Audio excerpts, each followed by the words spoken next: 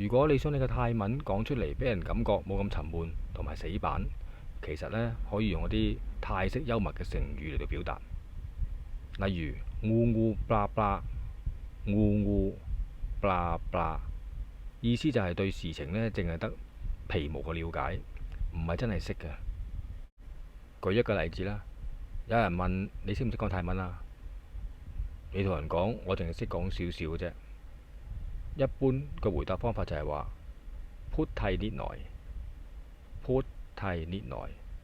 換轉，如果我哋用 พูดไทยงูงู巴巴พูดไทยงูงู巴巴，兩句嘅意思其實都係同人講我淨係識講少少泰文嘅咋。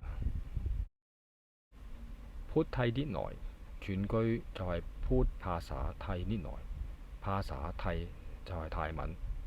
泰呢個字呢，本身就係代表泰國，เมืองไทย就係泰國嘅意思啦。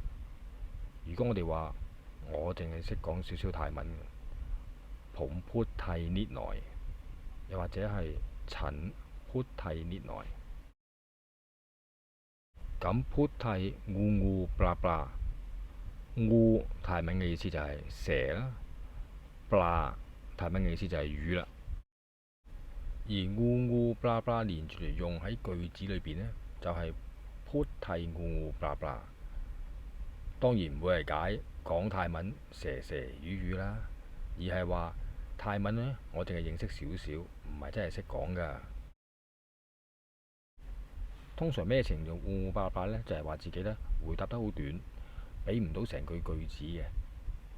度新新，度新新，回答好短。度咪並冚，度咪並冚個回答呢，組成唔到一句句子。度係回答，新係短，度新新係短嘅回答。咪並冚，咪並即係唔係，冚係句子。度咪並冚意思係回答唔到一句完整嘅句子啦。